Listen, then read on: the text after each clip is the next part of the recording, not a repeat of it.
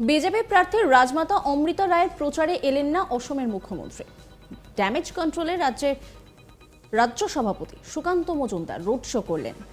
কৃষ্ণনগর লোকসভা কেন্দ্রে বিজেপি প্রার্থী রাজমাতা অমৃতা রায়ের সমর্থনে নদিয়ার আসানগড়ে আসার কথা ছিল অসমের মুখ্যমন্ত্রী হিমন্ত বিশ্ব শর্মার।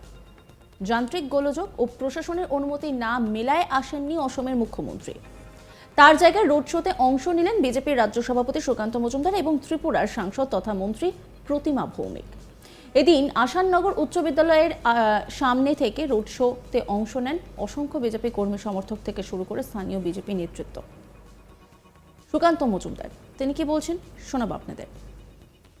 উনি যে দুটো জায়গাতে বাই রোড যাওয়া সম্ভব সেই দুটো জায়গায় যাচ্ছেন হুগলি জেলায়। পারমিশন পাইনি বলে পারমিশন পাননি এখানে না, হেলিকপ্টারে পারমিশন এখানে আমাদের জেলায় পাইনি।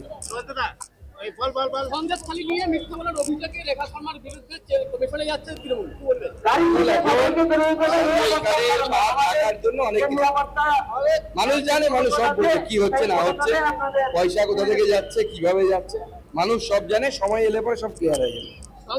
রাজনৈতিক লাভের জন্য ষড়যন্ত্রের অভিযোগ করছে তৃণমূল। অমিত শাহকে ক্ষমা চাওয়ার দাবি জানিয়েছে শশী পাজা।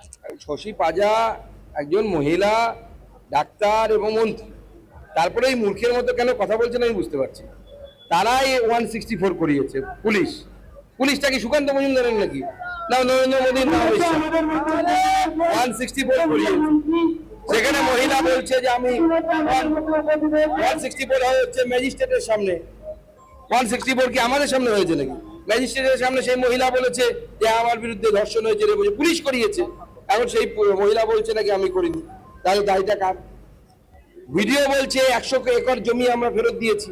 আচ্ছা, জমি দখল না হলে তাহলে জমি ফেরত দিলেন কেন? এখন বলছে জমি দখল হয়নি। মিথ্যা কথা বলার একটা সীমা আছে তো। দাদা কালকে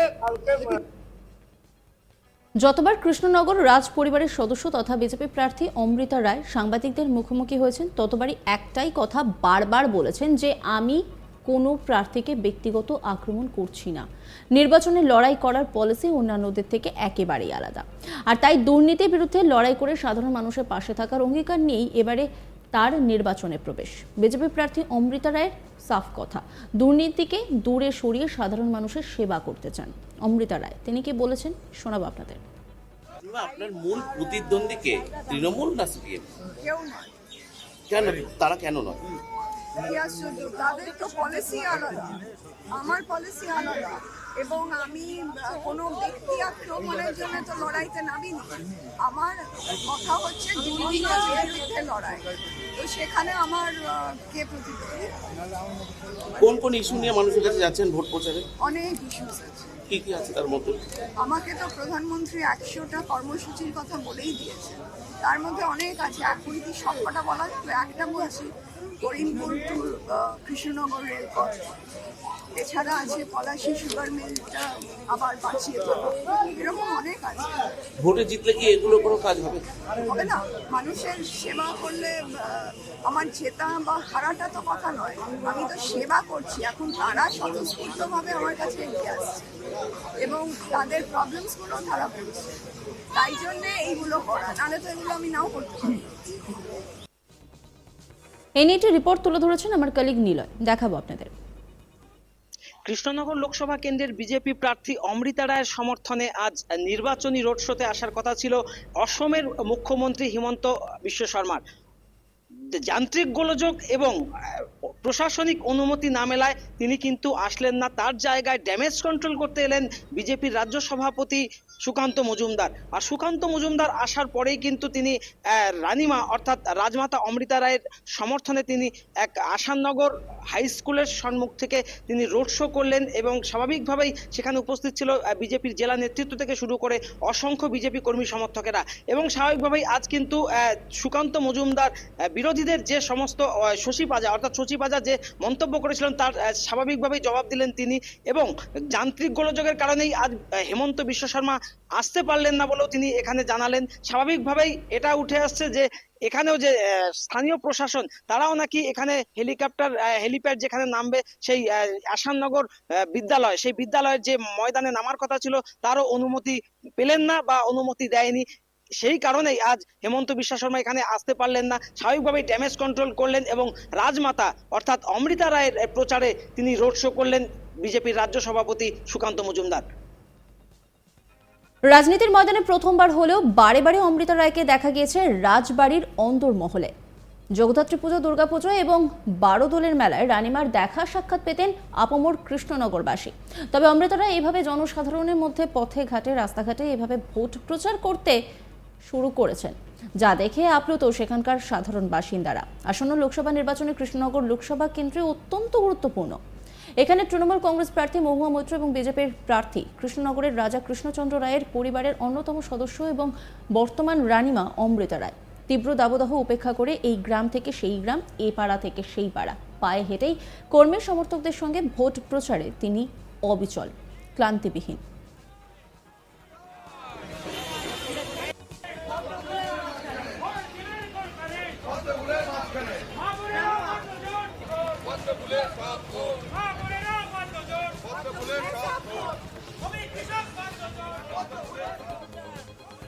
বিজেপি প্রার্থী রাজমাতা অমৃতা রায়ের প্রচারে এলেন না অসমের মুখ্যমন্ত্রী। ড্যামেজ কন্ট্রোলে রাজ্য সভাপতি সুকান্ত মজুমদার তিনি করলেন রোড শো।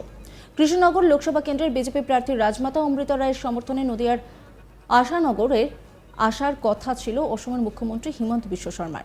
যান্ত্রিক গোলযোগ ও প্রশাসনের অনুমতি না মেলায় আসেননি অসমের মুখ্যমন্ত্রী। তার জায়গায় রোড শোতে অংশ নিলেন বিজেপির রাজ্য সভাপতি সুকান্ত মজুমদার। সেখান থেকে তিনি কি বার্তা দিয়েছেন শোনাবো আপনাদের। উনি যে দুটো জায়গাতে বাই রোড যাওয়া সম্ভব সেই দুটো জায়গায় যাচ্ছেন। হুগলি জেলা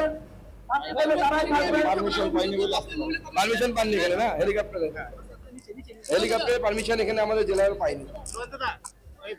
সন্দেশখালী নিয়ে মিথ্যা বলার অভিযোগে রেখা শর্মার বিরুদ্ধে কমিশনে যাচ্ছে তৃণমূল, কি বলবেন?